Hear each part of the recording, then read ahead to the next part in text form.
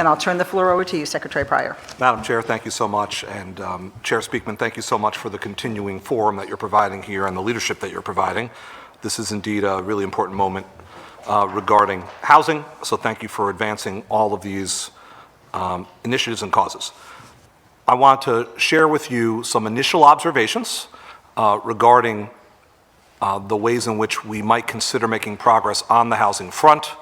I'm going to illustrate, in many cases, solutions rather than prescribing precise ones, because we are in the preliminary phase in terms of our formulation, and because, very importantly, we want to get input from all of you.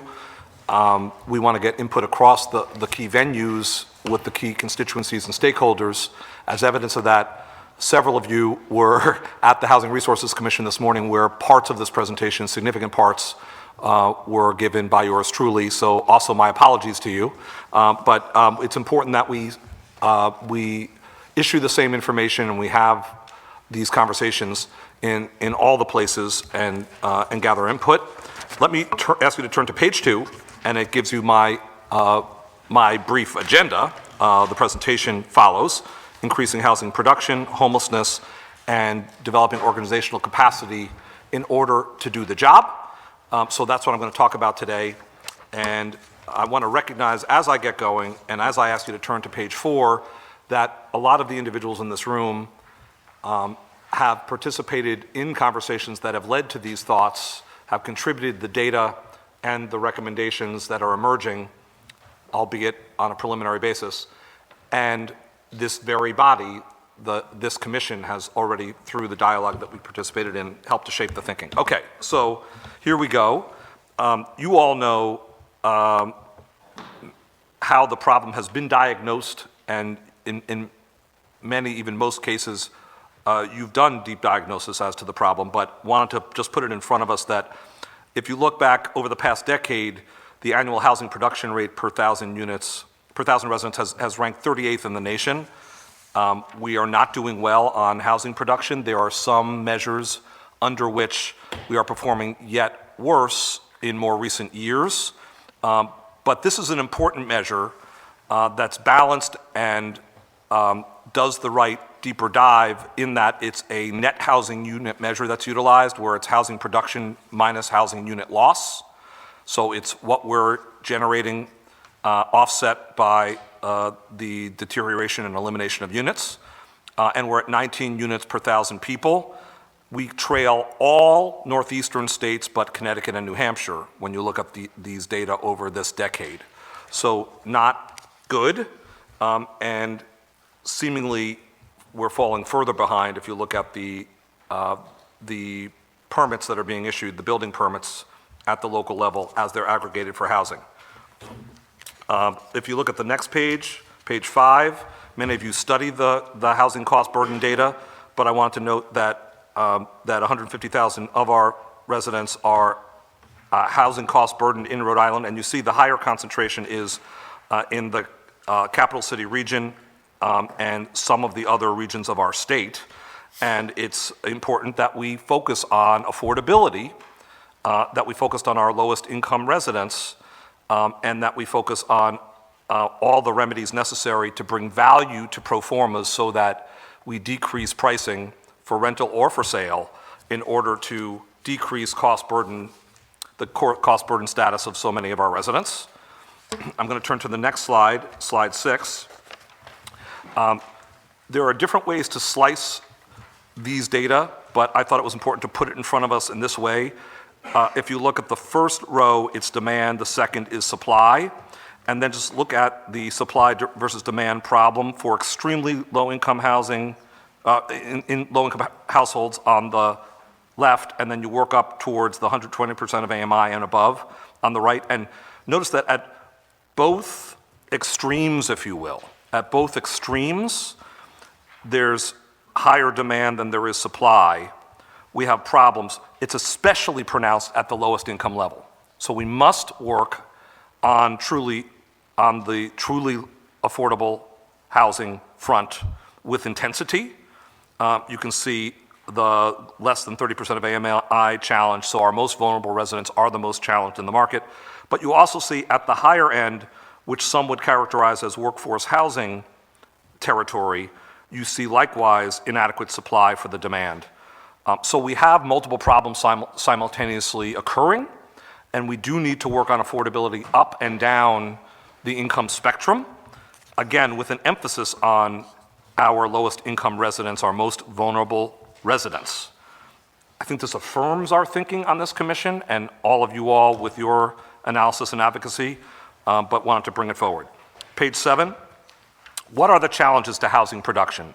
Housing production, to be sure, is part of the solution. I want to commend once again Speaker Shekarchi for working with Chair Speakman and with multiple legislative leaders and stakeholders on a package that will help to increase the efficiency and the consistency of project approvals at the local level if implemented. That's extremely important and a part of the solution and is in essence noted on my fourth bullet on this page 7. Inconsistent permitting has limited production of new housing units. It certainly has. This list, like many other lists in this deck, are a product of conversations with you all and of the inputs that you have provided. First bullet, we haven't allocated sufficient funding for housing production. I'm going to get into that in a little bit more depth, but we lag our peers. If you look at analysis over the past 8 years, our state has unfortunately ranked second to last in per state housing spend among New England states.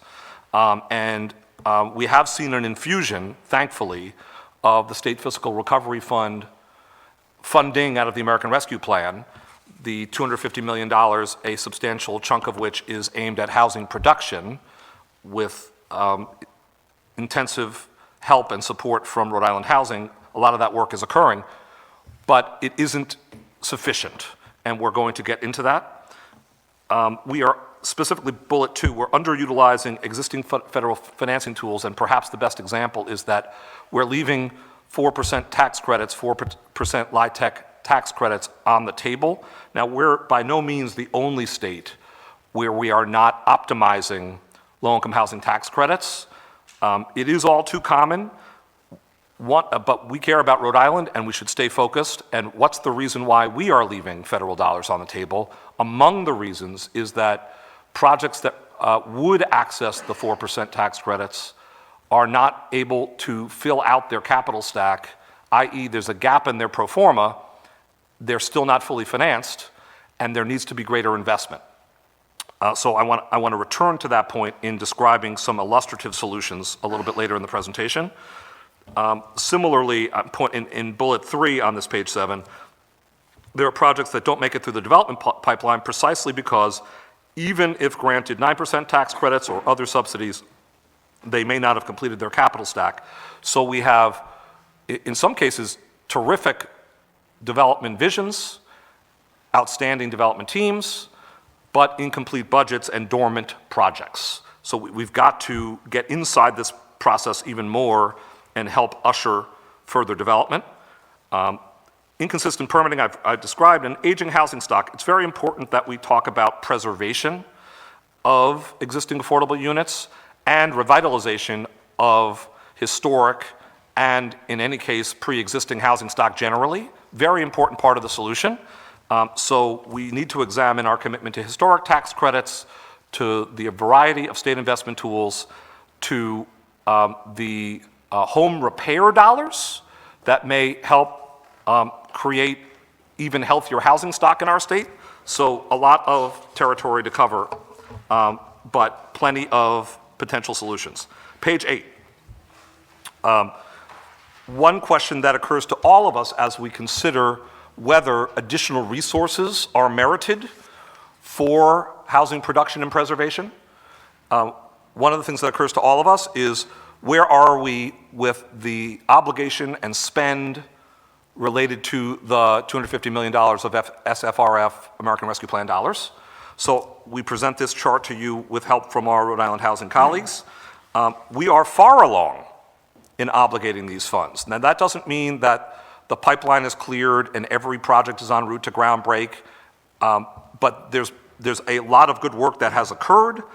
A lot of developments are in the pipeline, en route to ground break, which means they're en route to ribbon cutting. We won't see them sprout, in some cases, for a couple years, because that's the realistic development timeline. Once you enter preliminary and conceptual design, you move on to construction drawings, you get all of your permits. Once you're fully entitled, you get in the ground, then it's 18 to 24 months if you're in a ground-up new build. So there's a lot that goes into getting from even a full capital stack to done. But we need to look at the data as it's presented to us, and fiscal 23, this fiscal year's dollars are substantially or even fully obligated. We're now looking forward to the future fiscal year dollars. So if you look at the row 1, development of affordable housing, there's $25 million left. That's a drop in the bucket. That's what's left when we reach next fiscal year to do this work. There are, to be sure, small pots for other purposes. These are not resources that are equal to the task. And if we are to even be on par with our surrounding states, if we are to succeed in coming from behind, just looking at our own data and conditions, we need to invest more. So we're going to get to that. Do we have, I know it's not a perfect science, but do we have some type of estimation of what this investment means for total units? Yeah, we do, and to be honest, I'm still examining it and looking to get into greater detail to really, truly understand it, especially in terms of those projects that may have intent to move forward, but may not be ready to advance. So I'd like to return with those data. But it's a great question, Courtney. Yeah, please, Neil.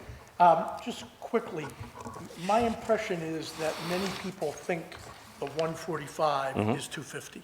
That's very true. Right. Yes. So You're exactly we're right. talking about here of units and buildings. Yes. It's 145. That's right. I know there's a lot of other good stuff in Yes. the 250, but okay. There are other beneficial programs in there. The down payment assistance program, Yeah, for yeah, example, yeah, is in yeah, there. The Public Housing Authority investment program is in there. Okay. Beyond this. Yes. So those are important, but they, to differing degrees, impact the market, and they're not specifically production related in every case. Okay, so to the page 9, I want to spend a little time on this page. I want to preface it and then do a medium dive, if you will, on these ideas, because what we're aiming for, here's the preface. These ideas are illustrative. We in the Housing Department are not yet proposing these initiatives. We are still in the process of baking proposals. We are still taking input. Today is a very important example.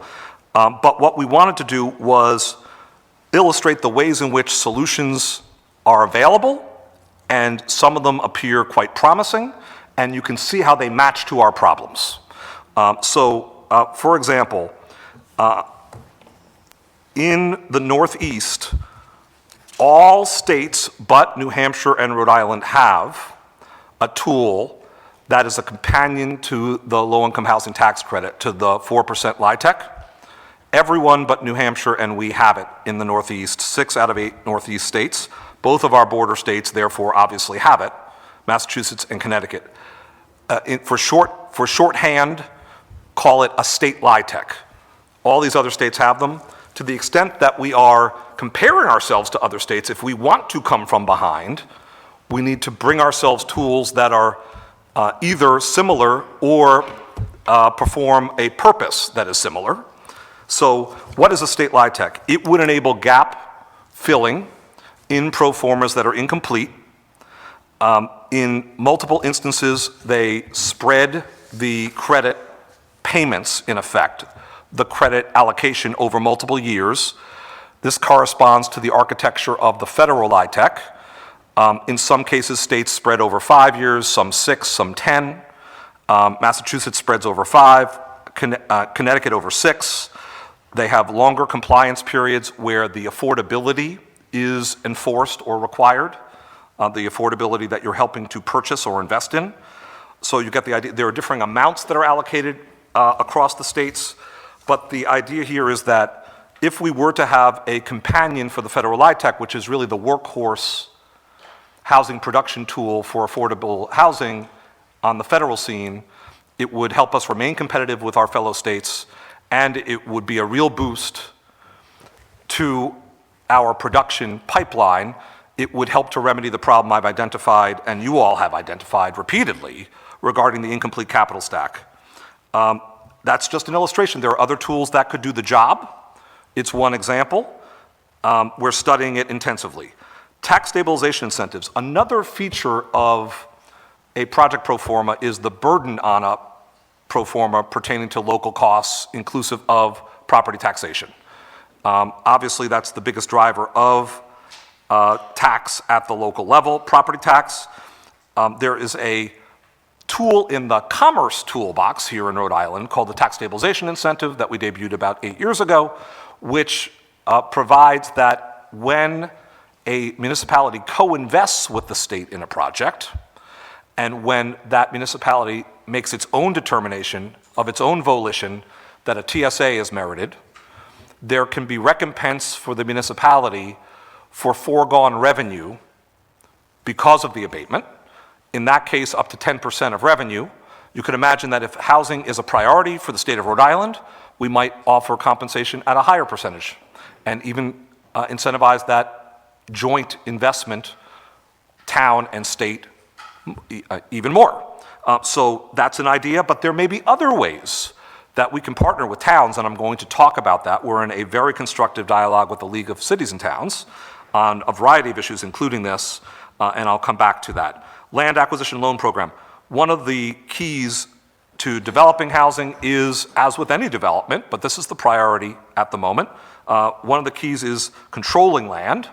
Once you control the property, you're in business, and other aspects of the development process can flow. What about a low-interest loan structure to help developers purchase land? Obviously, we're also examining state land. We ought to be examining municipal land for the purpose of such development, and we are. We've talked quite a bit at this commission. I want to give a nod to our chair, Representative Speakman. I want to give a nod to Scott Wolf.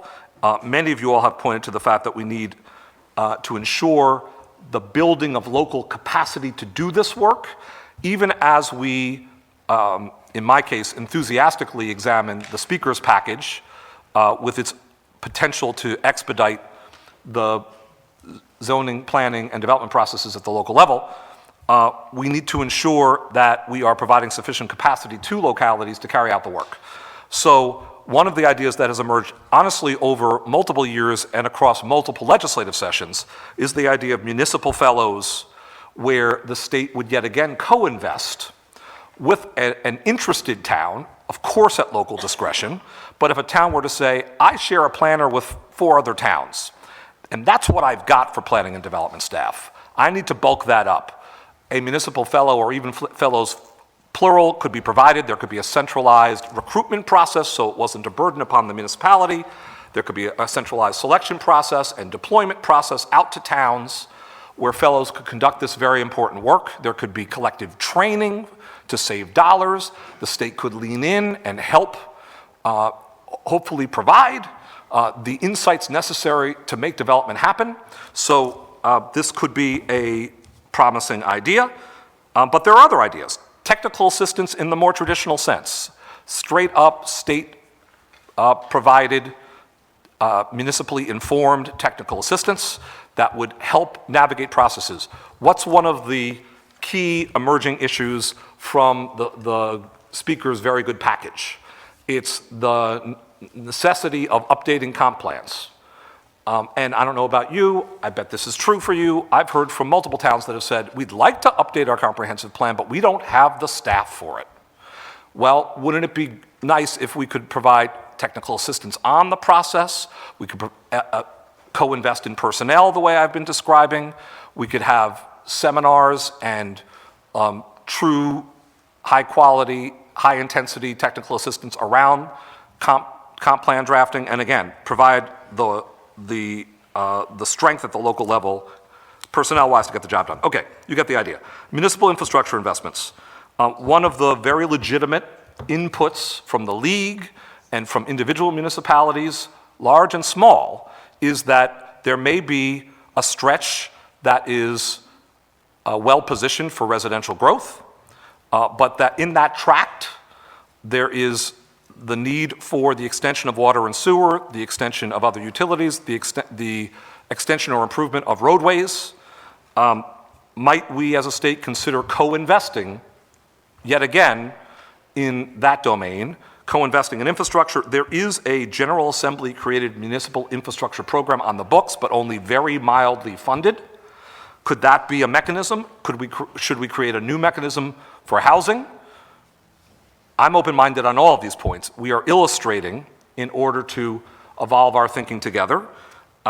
Revolving fund to support preservation. I want to identify Melina Lodge as one of the progenitors of this idea and truly expert in this question. There are deed-restricted affordable units that are coming offline. We need to pay attention to those, and we need to intervene at least some of the time when it's especially merited to ensure that we keep units affordable. Might we have a revolving fund for this purpose? We're blessed that the Housing Network has expertise in how to do that. We might shape a program to that effect. So you get the idea that for production and preservation purposes, in terms of state programming, in terms of partnering with towns, in terms of undertaking preservation work, there are ideas that have been brewed right here in Rhode Island. There are ideas that are best practices in our surrounding states and across the country. We are developing manageable ways in which to propose budgeting for the proposals that require dollars attached, and we look forward to further dialoguing about all of the above.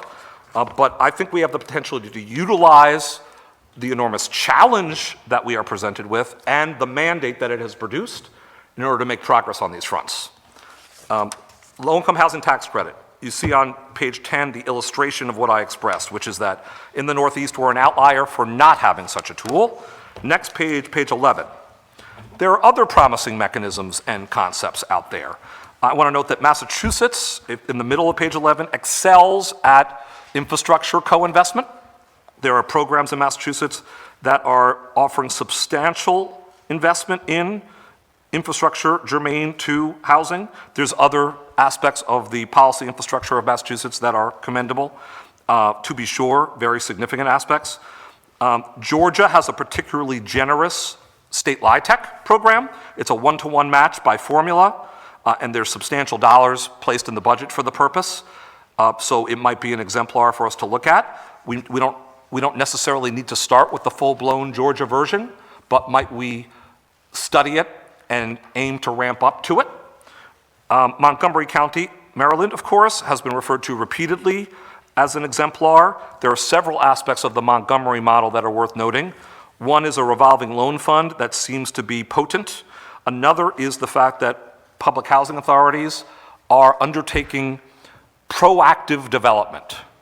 They are leaning into the development process, assembling deals, undertaking transactions, serving as developer. There's an array of possibilities there. Proactive development need not involve a governmental unit serving as developer. It might reserve the right, it might create the infrastructure for that, but it might also simply undertake the pre-development work, the precursor work, helping to assemble deals, helping to assemble land, helping to bring the financing tools together, offering technical assistance to developers, leaning into the process and ensuring that the pipeline is moving. And I think we do need an apparatus to that effect. Are we yet concluded as to what apparatus in which administrative location, under which departmental roof or quasi-governmental roof? Not at all, but there's a lot to learn from Montgomery County and from other jurisdictions across the country and indeed across the world as to how to lean into the development process. So I'm going to shift to homelessness. Madam Chair, should I pause briefly and just see whether there are comments or questions even before I do? And take a breath, yes, Yes, ma'am. please. Are there questions, comments? So it's clear that you've watched every single minute of our meetings because you have absorbed so many of these experts' great ideas. So thank you for that. Scott Wolf, please. Thank you, Madam Chair. Great presentation, Stefan. Thank you, Scott. Thanks. Very thorough, stimulating, giving us a lot of great ideas. On the... Returning to you many good ideas, too. Well, thank you, thank you. On the page about investments to increase housing supply. Yep. I think it's a great list. There's a couple others I wanted to raise Please. for your consideration. Please, of course, for our collective consideration. The Super TIF program that you oversaw, Yes. that's a moniker for it. It may be formally is. called something else. Yes. But I think it's been used to great effect in the Pawtucket Central Falls Train District and maybe in the Pawtucket waterfront area especially. And I think it's a very potent tool. I've heard from Ted Carman, who wrote some of the key incentives for housing production in Massachusetts. Can it be more aggressively allocated to more communities? And at least let's make sure, apparently it's going to sunset, so let's make sure it doesn't end. But any thoughts about Super Sure. TIF as a tool for? Very happy to. The Super TIF tool, as configured and implemented in Pawtucket, is exclusive to Pawtucket by legislation. Right. It can't be administratively extended. It's for Right. the zones surrounding the stadium. And a couple things about it. One is, Not the train district also? I don't believe so. Oh. I don't believe so. I thought it was also for the train district. No, Okay. I don't believe so. We'd have to check my math Okay. on that, but it is indeed the case that it's Pawtucket exclusive. Yeah. And there's a couple notations about it. One is, it is a potent tool. And I want to describe TIFs more generally very quickly as well. But there is a cost to it. Yeah. Foregone revenue for the state. Well, typically, Right. TIF is exclusively foregone revenue, which is prospective revenue, i.e. revenue presumed to be generated by the project that's the origin point Right. for the activity. In the case of the Super TIF, it's been designed so that it can draw upon what's called base revenue. Base revenue is the underlying revenue in that very same district. The theory being, Okay. presumably, the General Assembly's theory being, and Pawtucket officials' theory being, that the area is stabilized and that it will catapult the region so that it's worth the investment of pre-existing revenue. So that's just something we have to think about as to whether that is in fact In addition to the increment. Merited. So In addition to the both the prospective base revenue. and the, yeah. Exactly okay. right, Scott. Yeah, yeah. Now, I will note for you that about 8 years ago, we created a tool that was a TIF, not a combined local, state, and base revenue included version, but a TIF statewide, one of the most powerful in the United States. It does exist in the Commerce Toolbox in Rhode Island and can capture most prospective state tax revenue streams now. And it's been used to most beneficial use for hotel projects in Rhode Island, where prospective hotel revenues have been pledged back to the project to create the hotel in the first place. So if you look at the 195 hotel, the Aloft, that utilizes the tool. The Hammets Wharf hotel in downtown Newport utilizes the tool. So what you're hearing from me, and I'll stop responding, is to say we should further explore TIFs for the purpose of housing production, and there are a variety of options.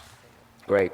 And the other two things I wanted to quickly mention are Massachusetts programs that seem to be working well. Actually, one of them we have, but it's not implemented yet. And I think it's ultimately, I guess, under your jurisdiction to implement.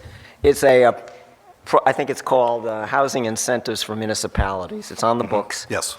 And it's designed Yes. to deal with the issue of perceived issue, sometimes accurate, of extra education costs Correct. associated with multifamily housing development. Exactly. And then also some funding for communities to develop zoning that can better accommodate multifamily housing. So I just encourage that program be prioritized and implemented. Very, very much so. That program was created a handful of years ago when Ms. Hannah Moore and I were still in Commerce, and we were aiming to lean in and start Right, to get we new worked tools with you on created. that. We worked together on it, Right. and the idea was to draw from, as Chair Speakman has referred to a couple times in this dialogue, 40R and 40S, the provisions in Massachusetts.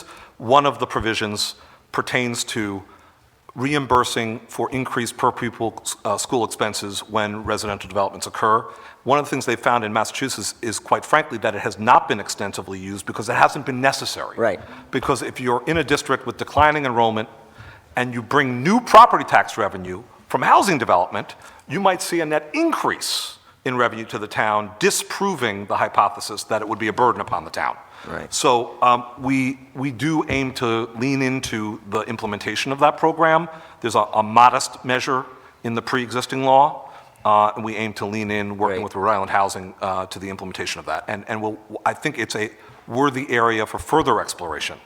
And then the 40R, which you mentioned, which is a little more aggressive than 40S, at least in Massachusetts, in actually subsidizing state subsidy to every additional unit of multifamily housing created in a smart growth location. I'd encourage review of that as well. Thank you. Thank you, Scott. And before I go to Melina, I did want to give credit to Karen Scott, who's not here, for her relentless insistence that we pay attention to infrastructure. You gave me credit for it, but really Karen's the one who insists that we continue to focus on that, and I want to thank her for that. Just to go back to Courtney's question about how many units, do you know when you'll be finished with that analysis, and we'll be able to? I don't, but if I may, I'll Okay. return to you and Perfect. do so with my colleague Amy Renone, and her team, including Carol Ventura. Great, thank you. Yeah. Melina? Thank you.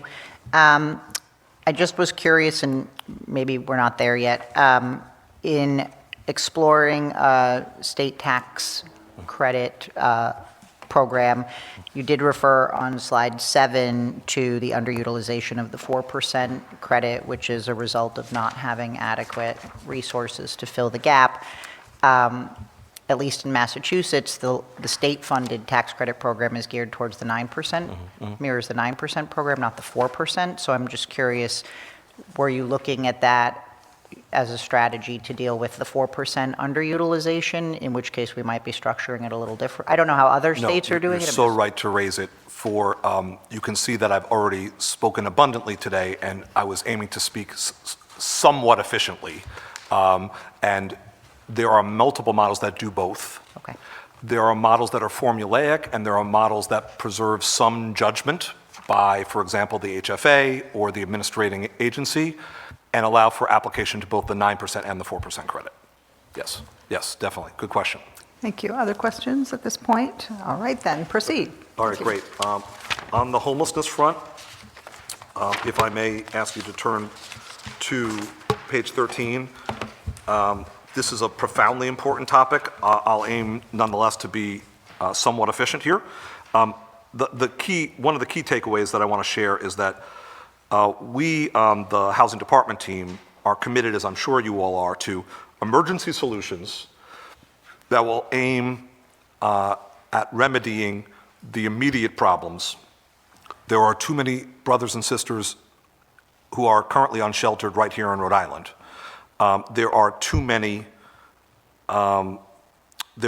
scenarios that are involving high vulnerability individuals and families with medically complex situations, with behavioral health complexities, with substance use issues, and yes, in the absence of housing, a very severe condition that must be remedied, and soon.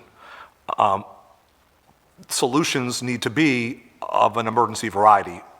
We need to stand up more shelters and centers en route to longer-term solutions. And we also need to mitigate the loss of beds in the emergency category. There are several examples of contracts that are expiring because these centers were characterized as warming centers. And there are some prominent examples, obviously the Cranston Street Armory, where 150 to 200 of our fellow Rhode Islanders sleep every single night. So we are working on mitigating those losses and standing up supplemental and supplanting locations. We're also working on renewals of some of those centers and pre-existing shelters for the purpose of ensuring that beds remain stable or close to it.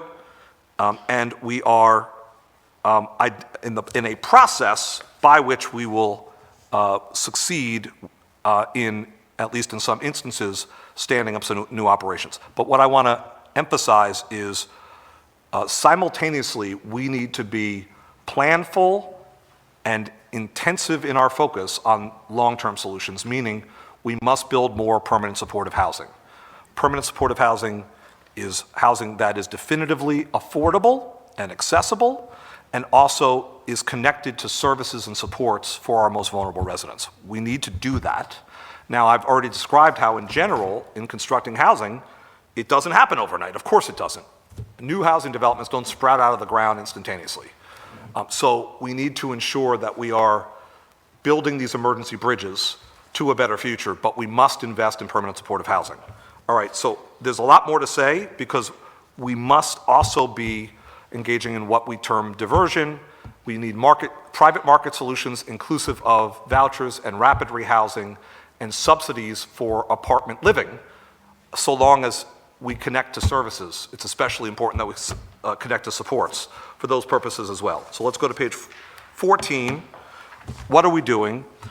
We are, as comprehensively as we can, reaching out to landlords and owners of built structures and vacant land to vet property, whether governmentally owned or privately owned.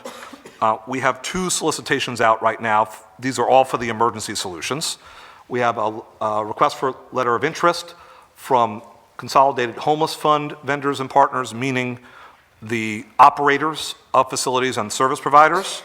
There's a solicitation out to them, and there's simultaneously, through the continuum of care under Rhode Island Housing, a solicitation request for expressions of interest on the street for properties or for a vendor, including vendors that are not CHF vendors, the aforementioned category, to reply that they would partner in this emergency phase. We're not yet sure what exact response we'll get. We don't know the degree of mitigation that we can achieve with the Armory coming offline approximately in April, but we're working at it in every which way. I want to note the second bullet on page 14. Governor McKee has stood up an all-of-government response for us, meaning across the administrative agencies of the state. We have everyone sitting around the table and conducting this work. The housing department, especially as nascent as we are, can't do this work alone.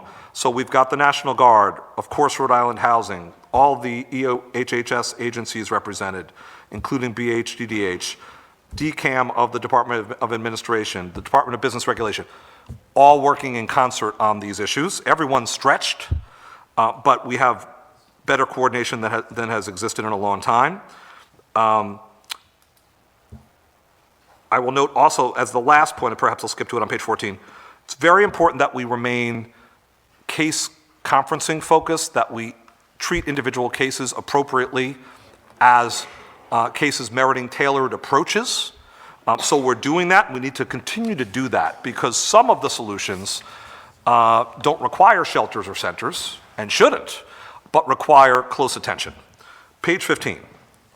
I've mentioned some of what we have underway. FYI, in a previous, under Hannah Moore and my tenure over these handful of weeks, we put out a request for letters of interest and succeeded in working with local partners who deserve enormous credit for standing up centers in Pawtucket and Newport for homelessness purposes.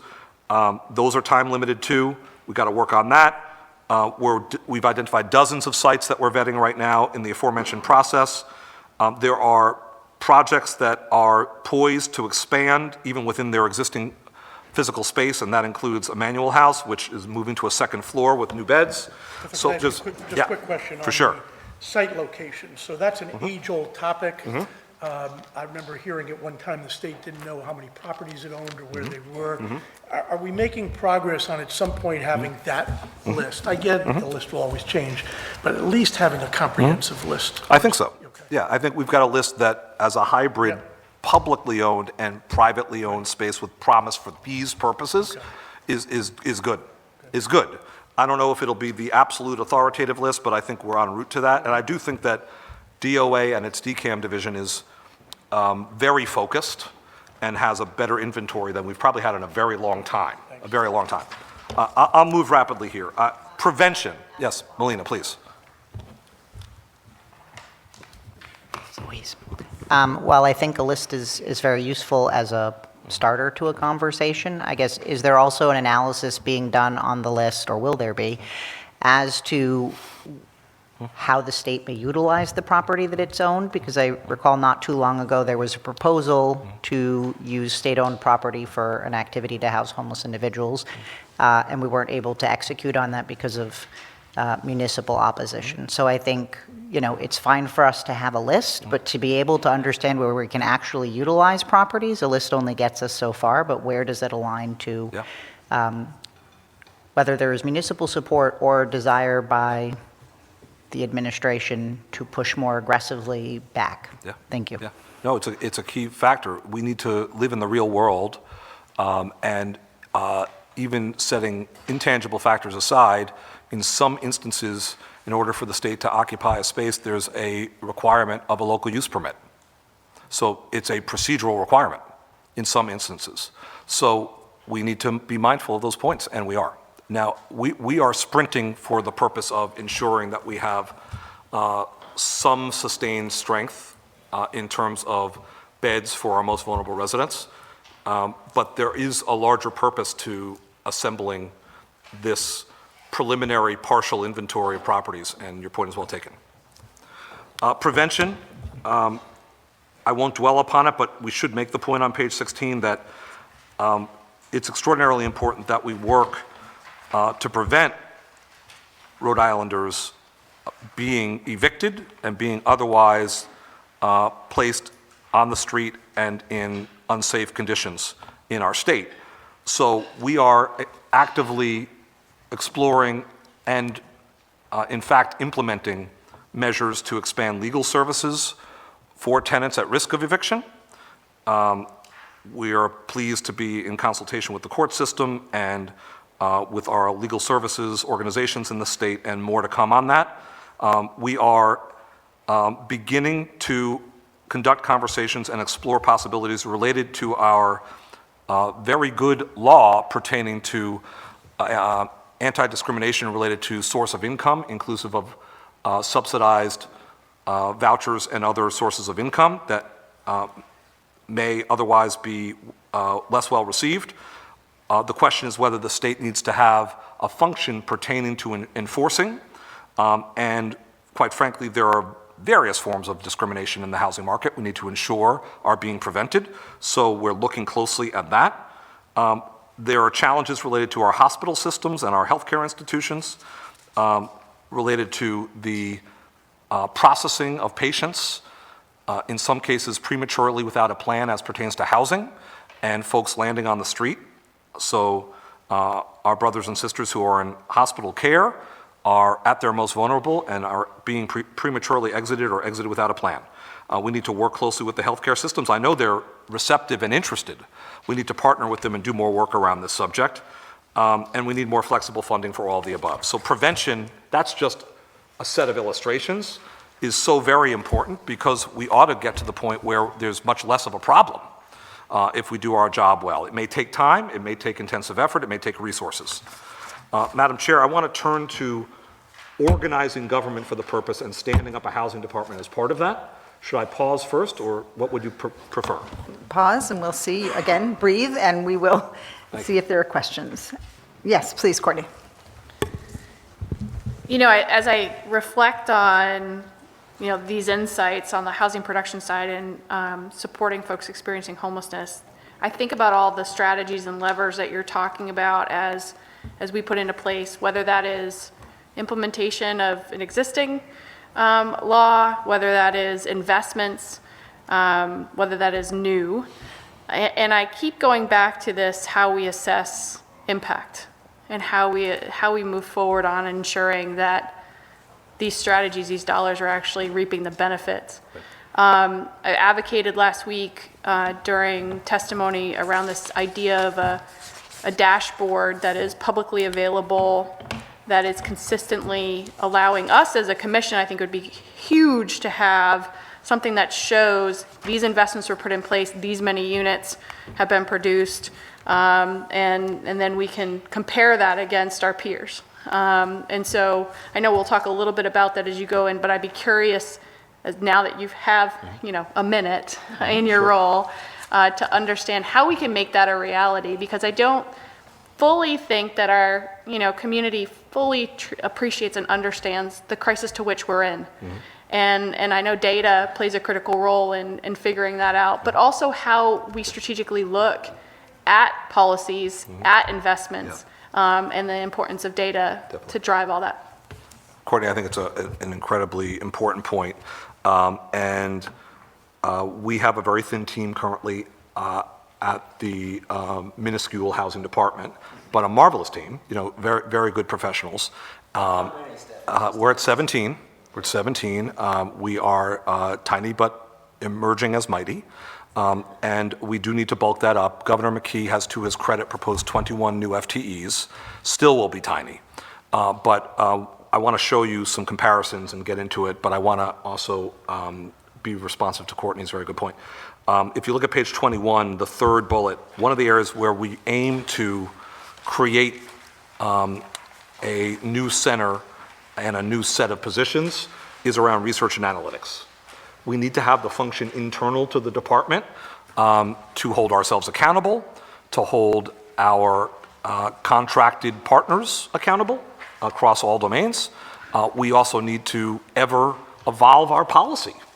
So we need to be data informed as we do it. It's extremely important, and we're very committed to doing it. So thank you for raising that. If I may, should we see if there are more questions before I read Are on? there more Yeah. questions? Yep. Yes, please, Margot. I know there's been a lot of talk about immediate solutions for people experiencing homelessness and the Dignity Bus in Woonsocket and looking at spaces for temporary deployable units. And even I heard recently that Memorial Hospital would be reopening by the end of this month. Can you confirm with any of that is actually happening or what the timeline is to getting those beds open? Yeah. I think what I'll say is that in each case, the items that you've described are complex, and they may be in different aspects of a procurement process, but I'll say that we're exploring every option. No timeline that you've heard as rumor is accurate until we actually have clinched an arrangement or fully framed it. So nothing that you've said, I would not commit to anything that you've said about a timeline, but I will say to you that we're exploring a whole array of options, including built structures, including vacant land for temporary structures. Definitely on the table, doesn't mean it'll materialize in this time frame for, in the context of the armory coming down, et cetera. But we're looking at all of the above, and as it pertains to things where we're in active procurement with real negotiations occurring, I'm going to keep my comments to that, but are all such options along these lines on the table? Most definitely, Margot, definitely. First Melina and then Jen. Apparently a skill set I don't have is turning on this microphone. I think just to piggyback on Courtney's elevation of the need for data to drive policy, I think, not just tracking the numerical number of units. I know you presented some information around net housing units. I think the for whom housing units are being developed is a really critical piece. And you presented on slide 6, a slide that's a bit concerning to me because it appears to be a bit misleading in the suggestion that we have, in fact, a surplus of rental units for folks between 30 and 80% AMI, which I would say anecdotally doesn't resonate for us. I don't think we have a surplus of any units, perhaps except at the higher income spectrums where people can afford. So I think making sure not so much just that we are building numerically, like one unit for one household, but that we are building units that are actually accessible and affordable to households at price points that they need, right? We can build as much affordable, I'm going to say middle income. I find the workforce housing criteria a bit off-putting. If that doesn't really serve the needs of Rhode Islanders, we haven't effectively done our job. So I think really looking at the needs as a criteria in the data is a really important component. I'll just say well said. I agree with everything you expressed. Thank you. Jen? Thank you.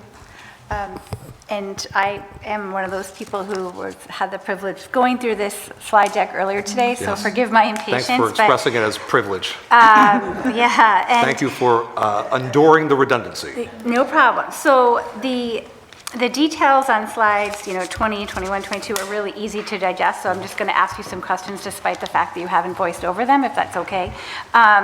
So I really appreciate particularly slide 20. I think that it demonstrates very clearly the capacity gap in Rhode Island, and I think there's absolutely a need to increase the capacity of the Department of Housing to address the issues that we have. And I love how this slide shows it as per FTEs per 1 million population. So there's a sidebar note here that says Massachusetts has an HFA and other several quasi-government agencies. So this graph is purely like OHCD versus Department of Housing, not Mass Housing plus Rhode Island Housing? It's the full Rhode Island Department, OHCD enveloped in the department. Oh, I'm sorry, I meant Versus DHCD. other states' proper, the government proper departments. So it's not the quasis. So under Massachusetts, the FTEs here would just be DHCD? I believe so. Okay, but not Mass Housing? Correct. It's not Mass Got it. Housing. So then Rhode Island is just what is now Department of Housing? Correct. Not Rhode Island Housing? Exactly. Would you, or the team who has put this slide together for you, would they be able to incorporate the Mass Housing and the Rhode Island Housing FTEs? Because I think that would provide a greater apples to apples Not yet. reckoning. Because other states' transparency portal equivalents don't necessarily include the quasis. So it's just hard to obtain the data. And some of the quasis in other states are not forthcoming. So I can't guarantee it, but it's something that we're trying to benchmark. Okay. Yeah. And one more question, if you might, Chairwoman? May I? Yes. So I understand that BCG was retained to do a bunch of work for the state, and I'm imagining some of their work is reflected in the slide deck. Could you just update the commission on their progress, what a final deliverable may look like, and how that may impact the timing and selection of a contractor for the statewide plan? Thank you. So a few things. One is I just want to note that I should be careful in speaking of the statewide plan because it's an open procurement and there are parties in the room who are participants in it, so I should just be careful about that. But the statewide plan process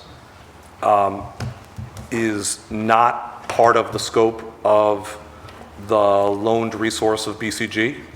And I should note that I'm sitting next to Neil Steinberg, and down the way is Courtney, and there are multiple co-clients in the BCG engagement.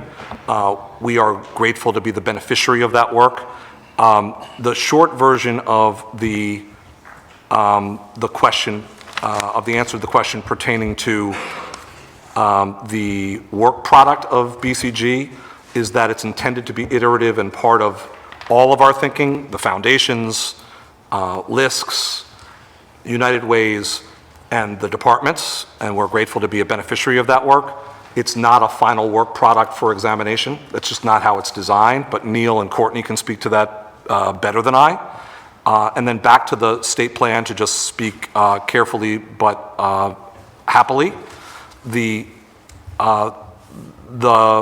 work of our department, let's set aside any one contributor to the dialogue, and we are the beneficiary of multiple streams of input. The department is preparing for the state plan process, and to some extent, the BCG work, portions of it, are contributing to the setting of the table. But the state plan work is all to proceed in the future, and we're blessed with multiple applicants for the purpose, and we'll have a lot more to say about how that process will work. Could you, or perhaps Neil could do this too. So for those of us who aren't inside the conversation, and I'm one of those, BCG has been contracted by you and others to do what? Please. Yeah, so this organization of this document actually follows the three threads that BCG is following. So housing production, homelessness, and structure. It's designed to be, as Stefan said, quick hit, 8 weeks or so, iterative ideas. And this may not be a popular way to describe it, but in my mind, making up for a lost year, where we did not get a lot of the information, we did not get a lot of the work done that maybe we all wanted to under prior regimes, and to jumpstart it, to help Stefan and his team start action while planning. So short-term and long-term is the best way I can describe it. And did I hear the secretary say that that won't be released to the public? Did I hear that, or did I not hear that? Just not one big final report. Yeah, the idea was right, not one big 50-page report. There will be, without knowing this yet, I believe, a series of action items that will then be put forth. You're handing whatever these documents are over to the Department of Housing for use in their Sure. is that right? Is that the point? Yeah. Okay, thank you. Melina, please. Thank you. On slide 22, where we begin to, I think, unpack, I'm not clear though, what the new department would look like. So, I mean, I see functions are listed, which I'm assuming are staff positions, says including addition of 21 FTEs draft. So is it possible to get some clarification? I know what the titles are within the budget. There's a hearing tomorrow in front of the House Fiscal. And so I think it's been a little bit challenging to really take a position on whether one is supportive of 21 FTEs or not without having more explicit job descriptions, which would help articulate really what our goals are. I see them as state titles, and that tells me some level of information, but not what I need. So I'm just curious if there's an ability to get a breakdown about if we are allocating 21 FTEs, what are the positions that we're funding so that we can better understand the priorities of the department based on the scopes of work that those individuals would be tackling. Yeah. Stefan, excuse me, can I just ask a clarifying question that goes with that, just because I'm not as knowledgeable and maybe confused? The numbers you have in here, the 21 on top of these numbers? Yes. Okay, thank you. Yes, indeed. Thank you for both questions. So first of all, please take a look at page 22. So what we've started to do is to identify for ourselves what should be the categories of activity that Rhode Island's housing department should engage in. There's a temptation to, I think Melina's honing in on exactly the right themes and questions. There's a temptation to jump to what's the org chart, start drawing lines, who's reporting to whom. That's an important question, but I think first is, what are the functions we expect of our housing department? And let's speak in terms of, Jen asked some very good questions about, what about the quasis? On the money with those questions. How do we ensure that these functions make sense in the context of Rhode Island housing, in the context of the continuum of care, the Housing Resources Commission, the agencies of the Executive Office of Health and Human Services? How do we make sure that it makes sense? So what is the set of things that we think ought to be embodied in the housing department? So that's what you're seeing illustrated on page 22. We've been benchmarking against other housing departments and looking at what functions they have. But you heard me refer to the emphasis points on page 21, and I honed in on to Courtney's question, research and analytics. But we think we need a proactive housing development function that helps to usher projects, pull together deals in concert with nonprofit and for-profit developers, to be sure. Not as developers unto ourselves in most situations, as inspiring as other examples like Montgomery County may be. We need all of that expertise in-house. We need to be, and by the way, this was logical for a long time, but we need to not just be recipients of applications, we need to be in the field helping to cultivate activity, including, very importantly, and with a nod to Ernie Almonte, working very closely with the League and cities and towns and helping them get their apparatuses up and running. We need to do this work in category 2 around housing stabilization and homelessness. And we need a team dedicated to the purpose. We have some marvelous folks dedicated to this, but it's just a very small number, and it's just not equal to the task, despite the valiant efforts and the supreme professionalism of the individuals. And we need that research and analytics division. So you'll see that when you turn to 22 again, we're representing those functions. On the left, those functions related to homelessness. In the second category, proactive development. In the third category, the continuing to be necessary community development functions, everything ranging from CDBG allocations through to partnering with communities to carry out this important work at the municipal level, and inclusive of perhaps newer categories of work such as sustainability that are important for a variety of reasons. Policy and planning, you got to have that. And some of these are fixed costs that are not going to change because we're a small state, and operations and support to make sure that we're a functioning department.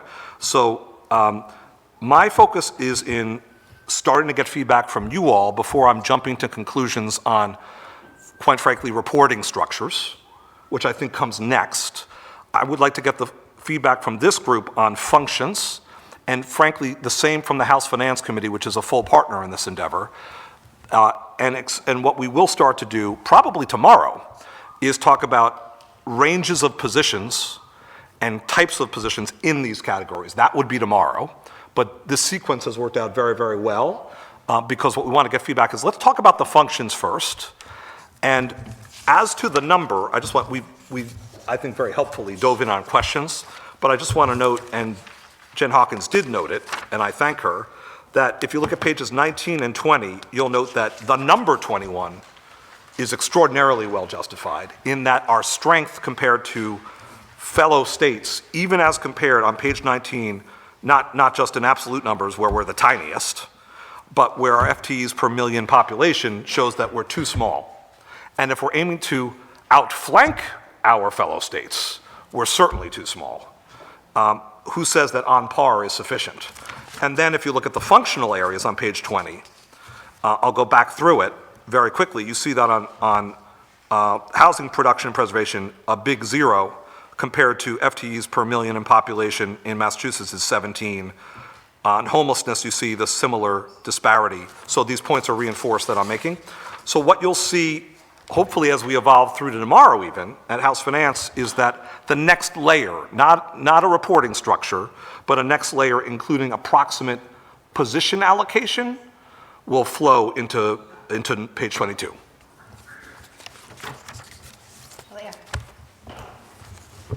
Just a clarifying point, I don't actually have any issue with 21 FTEs. I think I was trying to understand what the role of the 21 FTEs are. But since you're alluding to the breakdown of other states, I think, it's probably worth calling out, at least based on slide 22. I'm not clear if this 4 FTEs under executive leadership refers to what is existing or in the proposed. But even if we took 4 executive leadership positions relative to a combined 18 and 21 would give us 10% of our staff is at an executive level. And a comparable amount in Massachusetts would be significantly lower, somewhere around 3%. So I think it brings me back to my original question around who are the positions, and making sure that because we need to be so program heavy that we are investing our resources at program centered things. I appreciate administration is an important piece of that, but I think we are disproportionate on executive leadership relative to programmatic support. The 4? You think the 4 is too much? Is that what you're saying? I'm saying relative to the total for executive staff of 39 total positions is effectively 10%. Would that be, in your view, would the executive staff include the director, the chief of staff, the comms people? I'm just following the number here. It says 4. No, I'm asking you how you think of executive staff. I would Which assume- functions belong in that department? I see Well, I legal just is defer to down them. here in operations. But then, the communications people, I guess legislative liaison might be in policy and planning. I don't know if that's what you say when you say legislative review. I've got the org chart emerging in my head I just as you would do. assume it includes the secretary, Right. the deputy secretary, chief of staff. I don't know because they wrote it. I'm just saying proportionally, Yeah. Massachusetts, if we're comparing ourselves to Mass, has allocated 10 staff to admin upper leadership, however we define that, out of 344 staff. So that's just about 3%. I just want to note for the record that I think I should count as a 0.5, just based on my limited capacity. Yeah, well, however you want to count yourself, I'm just saying, if we're taking 4 of 39, let's round to 40, just for easy math, would represent 10% of the staff being admin upper staff. So Yeah, I I'm saying appreciate what you're saying. You don't want too much upstairs, but, I see in Mass, they have 60 in legal, IT, HR, finance. So it kind of depends on, you're right, what are in the boxes on the org chart. That's right. Yeah, I agree. Scott? Thanks. So, Stefan, one function that I think is really important, and I sense you probably do too, that isn't explicitly laid out in page 22, Yep. is what I guess this is, I've written down, intergovernmental and stakeholder coordination. Because I think we all have learned and intuited that to solve this housing crisis, we have to have an integrated, holistic approach. We have to combine our housing initiatives with transit expansion, transit-oriented development, with what's going on at your old agency, Commerce, with coordinating with the congressional delegation closely, coordinating with state planning, as you already have started to do, coordinating with the League of Cities and Towns. So I think that's really important. And maybe that's justification for the 4 FTEs in the executive, but somehow we're not going to solve this in a silo, obviously. Right. And I think for too long we've tried to solve it in a silo way. Very true. That's my 2 cents. I just think that's very well said, and I do think we need intergovernmental and stakeholder work, and we need professionals on the team who consider it to be a priority and their job. And NGOs, I should have, Yeah, NGOs sure. is another key part of the And thing. to look around this table, the reason we will succeed as a state in emerging from these challenges is because of the quality of the members of this commission and so many of our NGOs and our partner And organizations. developers. And developers, Just to call them. nonprofit and for-profit developers who are There's just a lot getting of the job done. players and We need to coordinating grow. them. We need to grow that ecosystem. I have to say, we have to grow that ecosystem, and we need to make sure that government is communicating with it. So thank you. Thank Yeah. you. So the secretary invited us to think about how to help him flesh out, thank you for the invitation, this sort of organizational piece. And Please. we're hearing some suggestions. Yes. I will, just before I go to Linda, I'll note that we have 10 minutes left, so we're clearly not going to get to the other piece of the agenda. And we'll get to the future plans in a second. Linda? Hi, thank you, Madam Secretary. I just had a question about today's article in the Providence Journal about the proposed $50 million proposed for housing and the new proposed plan and sort of the model in Montgomery County. So I'm just interested, as the executive director of a CDC, I haven't heard much discussion around the role CDCs play in all these plans. We've been serving the community since 1990, 33 years. Just in the last 2 years, sold over 25 home ownership units to first-time home buyers, and transformed blighted properties into the best properties in the neighborhoods. So I'm just trying to sort of get an understand on that $50 million proposal, but also how that relates to CDCs, because I keep hearing about developers and the for-profit world, and I know CDCs make a great impact who are community-based and really addressing the true needs in the community. So I'm going to take the secretary completely off the hook because that is nothing to do with him. That's all me working with the Montgomery plan and a way to try to get that into part of the conversation. So the idea there is to produce an ongoing funding source. And you're right, the bill says public developers and public housing authorities. But this is just a proposal, so I look forward to, and now I'm talking as if I'm at a committee hearing, I look forward to working with CDCs to talk about the legislation. Yeah, So I appreciate very much what you're saying, though. And this was in no way in my head when I drafted it out. Again, it came from Paul Williams, who testified before us. I worked with him to draft it out, and it was in no way designed to, in some way, defund or underfund the CDCs, so. No, and I appreciate that, and it mentions quasi, so I didn't know what quasis were being focused, if there were new entities being created from these quasi-agencies in the state. Yeah. Really get a better understanding I of look what the forward thought to process fleshing out is. the details.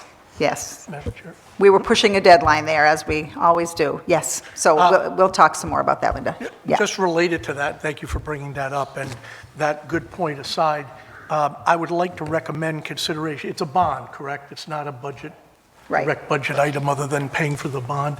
The consideration be given to increasing it to $100 million. Oh, done. 50 million, cost of issuance and stuff, the cost of debt service is minimal, and the impact that 100 would make as opposed to 50. So Okay. I don't know how to formally do that other than say that to you. Yeah, I hear what you're saying. Yeah. Okay, done. I'll talk, go upstairs It's and cheap- talk to. It's cheap money, relatively. Yeah. I know the interest rates are higher than they were, but it's not budget money. Thank you.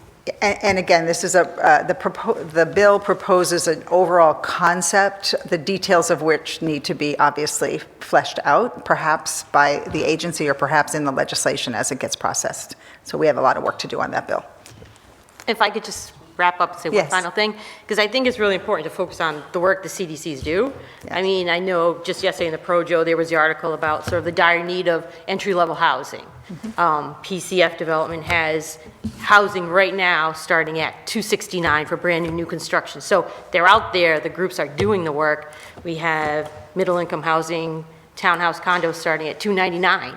So there's opportunities out there for that entry-level buyer. We just have to get the word out that there are groups like PCF Development transforming and providing first-time homeownership opportunities for, most buyers who are priced out of this market right now. Yeah, so as has come up often in this commission, the CDCs have done the heavy lifting for the past 20, 30 years on producing units for moderate and low-income houses. That's absolutely the case, no doubt about that. And thank you for that, to several of you around the table. Yeah, I hear you. Jennifer. Thank you. I just wanted to comment on the org chart, or the buckets of work that is being conceived. I think it makes a lot of sense. I just want to, Scott's comment, I fully agree with the need for intergovernmental relations. And I also think that there is something around, and that speaks to EOHHS, but the healthcare ecosystem being a very critical partner in the development and consideration of housing, and housing is health, et cetera. And I do note that housing finance is a bullet under the housing development box here. And I would just like to go on the record of cautioning any redundancy in creating underwriting capacity at a Department of Housing when there is exceptional capacity in that regard at Rhode Island Housing. But I do also fully agree and respect the opinion around needing to be proactive in developing housing. And I think that by the nature of how HFAs are structured, they're inherently reactive. So I agree that there needs to be a housing development function, generally speaking. Thank you. Thank you once again very much. Jen, very helpful. Are there any other questions for the Secretary or comments on this preliminary draft of the, yes, Neil? Thank you, Secretary, and that was a very detailed 20-minute presentation. It was impossible to do in 20 minutes. Admittedly, we kept it longer. Yeah. Yes, it's so very informative. I'd just like, and this is not anything specific other than accountability and implementation are key. Everything in here, most things in here, if I know enough about them, I agree with. The stuff on homelessness, we could have written last year, we could have written the year before. They were announced a year ago in many cases by the administration. It was implementation and accountability for a whole host of reasons we don't have to rehash. Can we get assurance that I know the analytics will help and I know the reporting, but it's really critical that we're not sitting here again in a year saying we don't have enough places when it gets cold for the homeless? I guess my answer would be this. If we have sufficient strength in the staff, we will have analytics and we will have data to present, and there are many partners, including in this room, in doing that. But I do have to say this. the guarantees that we won't be in this position only can result from alliances and collaborations. And I know that's rhetoric that's so often used. Oh, it's a team effort, we can't do it alone. But there's never been a more authentic example of that. Without the extraordinary, already overstretched, and in most cases outstanding vendors, the providers, stepping up yet further, we can't do new facilities. Without property owners and developers stepping up to help us, first of all, volunteering properties and working with us on expedited timeframes and partnering with us towards long-term solutions. I know I speak for many people in this room in saying that, in addition to the emergency. We won't have either near or long-term facilities. So, and a lot of the folks in this room are already joining and stepping up. But what I mean to say is it really does have to be a collective effort. We all have to be held accountable. This tiny housing department, even if we increase by a couple dozen people, we cannot do this alone. We are going to catalyze as much as we can. We will speak at forums like this and present strategy. We hope in some instances more depth and more specificity and more actionability than you've seen in recent years, but we have to do it together. So if we agree to collective accountability, I think we can get there. Thank you, Secretary. We are at time, and I am heartened by, I think about our very first meeting almost 2 years ago, and how far we've come, and that this packet is evidence of the kind of pressure I think that we and others have put on the system to move towards some kind of coherence in our housing space. So thank you for demonstrating that we, Thank you, Madam Chair. we did a thing, or helped do a thing, I should say. So our next meeting is scheduled for April 18th. We're down to once a month now because it's peak legislative season, and then the following is May 16th. However, if you feel the need to come together and talk about legislation, we can certainly do that. You should email me and let me know. Or again, you can always testify at the hearings or email me or others with your questions or concerns about legislation, certainly. And I think, is there any other business before us? Anyone else have anything to add? All right, well, I look forward to seeing you all in this building many times over the next couple of weeks. Again, thank you, Secretary Pryor. Thank you again. Appreciate it Thanks very to all much. of you. Do I have a Appreciate motion to adjourn? Is there a second? All in favor? Thank you very much. Enjoy the spring.